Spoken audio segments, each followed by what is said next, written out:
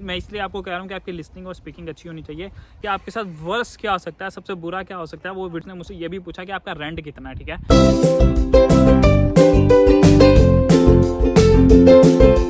अस्सलाम वालेकुम everyone, welcome back to a new video. तो यार कैसे हो आप सब? उम्मीद करता हूँ आप सब खैरियत से हो गए, ठीक ठाक हो गए।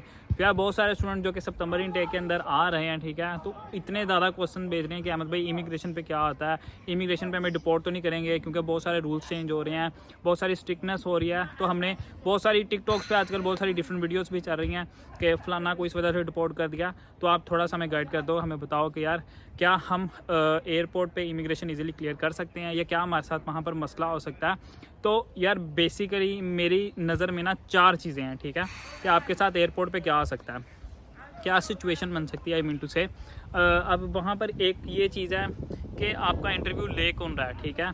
कोई वो बंदा है जो सारा दिन का बैठा हुआ है, उसका दिमाग ख़राब हुआ है, ठीक है, और कोई वो बंदा है जो बिल्कुल नया आया है, ठीक है, और उसको बिल्कुल भी एक्सपीरियंस नहीं इस चीज़ का, ठीक है। तो वो आपको बहुत ज़्यादा तंग कर सकता है, क्योंकि उनको पता ही नहीं होता, वो आपसे क्वेश्चनिंग करता रहेगा।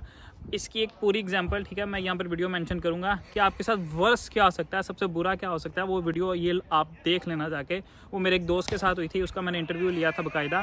तो वो उसके अंदर जो है वो मैं आपको डिटेल के अंदर समझ आ जाएगा कि आपके साथ क्या हो सकता है, ठीक है। लेकिन इतना सिर्फ 100 में से 1% ऐसा बंदा आता है जिसके साथ कुछ ऐसा होता है, तो वो बेचारा था, उसकी किस्मत ख़राब थी। अब 2 चीज़ें मैंने आपको बता दी। तीसरी चीज़ क्या हो सकती है, तीसरे में ये होगा कि आपसे सिर्फ पूछेगा किस यूनिवर्सिटी में हो, डेट ऑफ बर्थ क्या है, ठीक है, कहाँ पे जाना है, कहाँ पे या नहीं रहना है आपने, दैट्स इट, और वो आपको क्लियर कर देगा, ठीक है।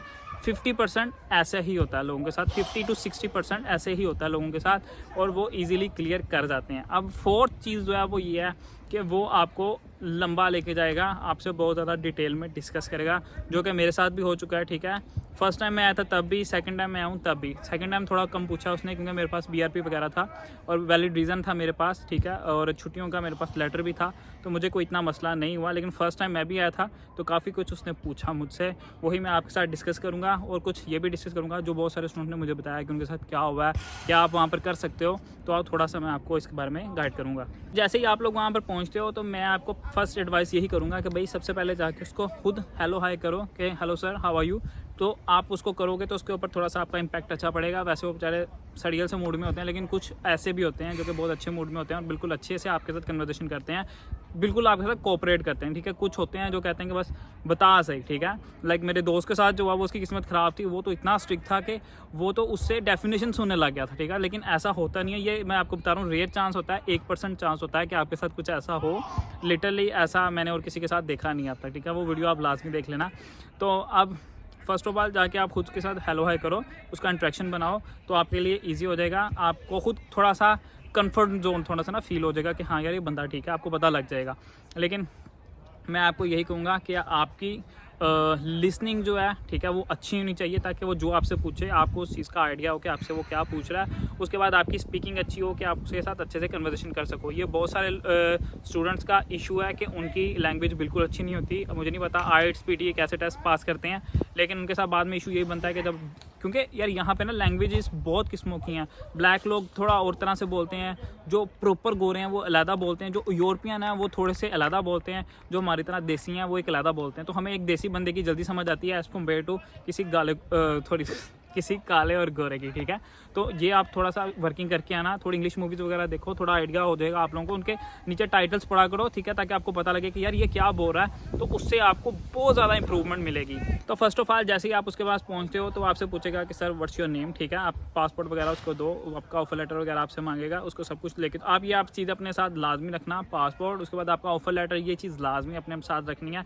बैंक स्टेटमेंट की बहुत सारे लोगों को इश्यू होते हैं कि यार बैंक स्टेटमेंट का हमसे पूछेगा या नहीं पूछेगा, ऐसा कुछ भी वो लोग नहीं पूछते, बस आपने काम रहना है, ठीक है।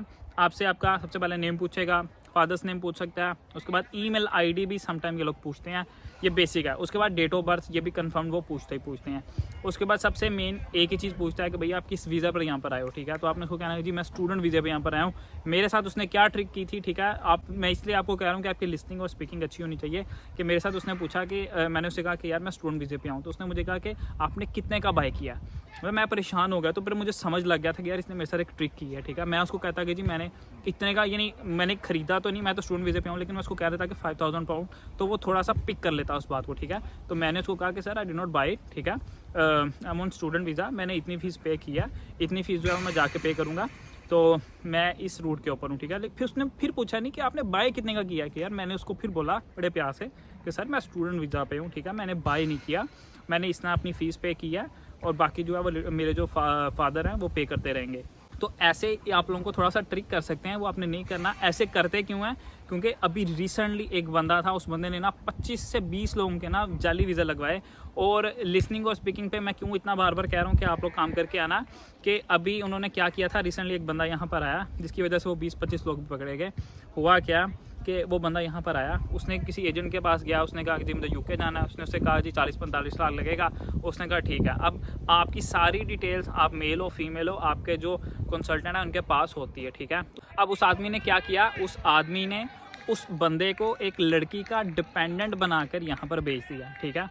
सॉरी पीछे मैच चल रहा है, ठीक है, मैं जल्दी आउट हो गया हूँ तो मैं इस वजह से वीडियो बना रहा हूँ, क्योंकि शाम को मैं बहुत थक जाऊँगा तो वीडियो नहीं बना पाऊँगा।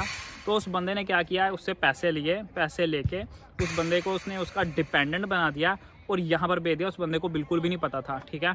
अगर उसकी इंग्लिश थोड़ी अच्छी होती, उसको समझ आ जाती, या वो बंदा उसको बता देता कि भाई तुझे मैं इस वीज़ा पे भेज रहा हूँ, तो शायद वो बंदा निकल भी जाता, ठीक है। उसने एयरपोर्ट पे आके इमिग्रेशन वाले ने उसने पूछा कि भाई आपका डिपेंडेंट कहाँ पे है, उसने कहा कि डिपेंडेंट क्या था, उसने कहा कि तुम मैरिड हो, उसने कहा कि भाई मैरिड हूँ लेकिन मेरी बीवी जो है वो अभी पाकिस्तान में है। उसने कहा तुम्हारी बीवी इधर यूके में है। वो माने ना, ओबियसली उनको उसी टाइम खटक जाती है कि यार इस बंदे ने कुछ किया। तो वो भाई उन्होंने उसकी लैंग्वेज कोई बंदा बुलाया, ठीक है, वो उर्दू स्पीकिंग बंदा था थोड़ा सा। उसने कहा कि जी मैं मैरिड हूँ, मेरे बच्चे हैं, लेकिन सब पाकिस्तान में है, यहाँ मेरा कोई बंदा नहीं है। फिर उन्होंने उस लड़की को बुलाया, उसने कहा भाई मैं तो सिंगल हूँ, मुझे तो ये भी नहीं पता कि मैं मैरिड कब हुई हूँ। तो ये चीज़ें सब कुछ हो जाता पाकिस्तान के अंदर, और इस तरह उस बंदे ने 20-25 वीज़ा लगा के ऑलरेडी भेजे हुए थे। तो अब सीन ये था कि वो बंदा पकड़ा गया, वो वीज़े वाला भी पकड़ा गया। दैट्स वाई इतनी ज़्यादा सख्ती भी होगी, ठीक है, बहुत सारे डिफरेंट रूल्स भी लग गए। दैट्स वाई बैंक स्टेटमेंट का भी अब बहुत ज़्यादा इशू बन रहा है। तो ये कुछ ऐसे ही फजूल लोगों की वजह से जो है ना वो रिस्ट्रिक्शंस लग रही हैं, वरना 80 से 90% वो सिर्फ आपसे यूनिवर्सिटी पूछते हैं, उसके बाद कौन सा कोर्स पूछेगा और कहाँ पे जा रहे हो, ठीक है, दैट्स इट, इससे ज़्यादा पूछते नहीं है। लेकिन जो वो पूछ सकता है वो मैं आपके साथ बात कर लेता हूँ। जैसे उसने मुझसे पूछा था, ठीक है, बहुत से स्टूडेंट और हैं उनके साथ भी वो पूछते हैं। अब उसने मुझसे पूछा बेसिक कि आपका नेम क्या है, आपकी डेट ऑफ बर्थ क्या है, उसके बाद आप किस यूनिवर्सिटी में जा रहे हो। मैंने उसको बताया कि जी हार्टफोर्डशायर यूनिवर्सिटी में जा रहा हूँ। उसने मुझसे पूछा कि आपका कोर्स क्या है, ठीक है, मैंने उसको कोर्स बताया कि जी मेरा ये कोर्स है। शुक्र है उसने मुझसे सब्जेक्ट्स नहीं पूछे, पूछता तो मैं कुछ बता देता उसे, लेकिन उसने बेसिकली मेरे सब्जेक्ट्स नहीं पूछे। अगर वो पूछ लें तो आपको बताने पड़ेंगे। तो अपने सब्जेक्ट्स जो आपने यहाँ पर पढ़ने हैं, जो आप लोग अपना इंटरव्यू देते हो ना यूनिवर्सिटी के लिए, आपको वो प्रिपेयर करना है। तकरीबन 90% क्वेश्चन उसी में से आते हैं, ठीक है, तो आपको वो प्रिपेयर कर लेना है। तो उसमें से आपको सब्जेक्ट भी मिल जाएंगे, ठीक है। वो मॉड्यूल पूछते हैं, मॉड्यूल बहुत से लोगों को पता नहीं कि मॉड्यूल क्या आता है। मॉड्यूल बेसिकली यहाँ पर सब्जेक्ट्स को कहते हैं, ठीक है। तो आपको उसको मॉड्यूल्स बताना पड़ेगा। फिर उसने मुझे ये भी पूछा कि आपका फेवरेट मॉड्यूल क्या है, ठीक है। तो मैंने उसको बताया कि यार मेरा मार्केटिंग है वो फेवरेट है, मैंने पीछे होम कंट्री में भी यही पढ़ा है, मैंने इसके अंदर अपनी जो है इंटर्नशिप भी की हुई है, दैट्स वाई मैंने ये सब्जेक्ट चूज़ किया। उसने कहा ठीक है। फिर उसने मुझसे पूछा कि आपने रहना क्या है। मैंने कहा यार मैंने बर्मिंघम जाना है, ठीक है, बर्मिंघम में मेरे दोस्त हैं, मेरे बेसिकली रिलेटिव्स थे। बहुत सारे स्टूडेंट्स को यहाँ पर कंसर्न होता है कि मेरे चाचू मामू वहाँ पर रहते हैं, तो हमें उनको बताना चाहिए कि नहीं बताना चाहिए कि हमारा यहाँ पर कोई बंदा रहता है, ठीक है। तो it's not a big deal. अगर आपके यहाँ पर कोई रिलेटिव्स वगैरह रहते हैं तो कोई ऐसा मसला नहीं है, ठीक है, क्योंकि उनके पास आपकी सारी इन्फॉर्मेशन है। आपके रिलेटिव्स की नहीं होगी लेकिन आपके पेरेंट्स की, आपका भाई है, फिर आपने उनसे नहीं छुपाना कि मेरा यहाँ पर कोई नहीं रहता। फिर आपने उनको बताना रिलेटिव्स रहते हैं, इट डिपेंड ऑन यू, ठीक है, उनको बताओ ना, तो कोई ऐसा मसला नहीं है, आप बता सकते हो। मैंने उसको कहा कि यार मेरा दोस्त रहता है, उसने मेरे लिए क्या किया, मेरा नेबर रहता है, उसने मेरे लिए वहाँ पर अकोमोडेशन बुक किया। उसने मुझसे ये भी पूछा कि आपका रेंट कितना है, ठीक है।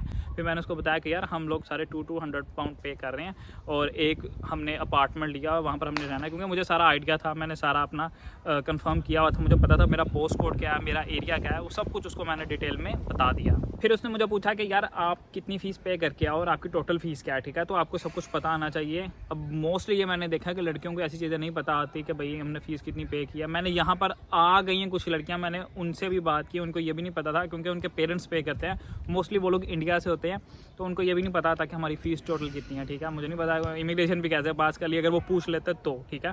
खैर वो तो कह देते कि यार मेरे पेरेंट्स ने पे किया, लेकिन आपको पता आना चाहिए कि आपकी टोटल फ़ीस क्या है, आप कितनी पे करके आए हो, आपको कितना स्कॉलरशिप मिला, सब आपको आइडिया होना चाहिए। बाकी आप ये वीडियो लाजमी देख लेना, ये मैंने बहुत ज़्यादा डिटेल में बनाई है, थोड़ी लंबी भी है, लेकिन यह है कि उसमें मैंने इन डेप्थ अपनी बातें, कुछ उस लड़के की बातें कि वर्स्ट आपके साथ क्या हो सकता है, क्या चीज़ आपसे वो पूछ सकता है, वो आप वीडियो लाजमी देख लेना। इससे ज़्यादा वो कुछ नहीं पूछते। आपका जो यूनिवर्सिटी का टेस्ट होता है ना, बेसिकली उसमें से ही वो ज़्यादातर चीज़ें पूछते होते हैं। और ये जो ऊपर नीचे की मैंने चीज़ें आपको बताई हैं कि आपकी अकोमोडेशन कहाँ पे होने वाली है, क्या रेंट है, किस यूनिवर्सिटी में जा रहे हो, किस जगह पे जा रहे हो, आपका वो एरिया क्या है, ठीक है, और आपका टोटल एक्सपेंस क्या हो सकता है, दैट्स इट। इससे ज़्यादा वो आपसे क्वेश्चंस नहीं पूछ सकते। तो उम्मीद करता हूँ आप लोगों के डाउट्स बहुत से खत्म हो गए होंगे। अगर नहीं खत्म हुए, कोई बहुत ज़्यादा मसला है, आप मुझे कमेंट सेक्शन में पूछ लो या मुझे इंस्टाग्राम पे मैसेज कर दो। मिलते हैं इंशाल्लाह नेक्स्ट वीडियो में। अल्लाह हाफिज़।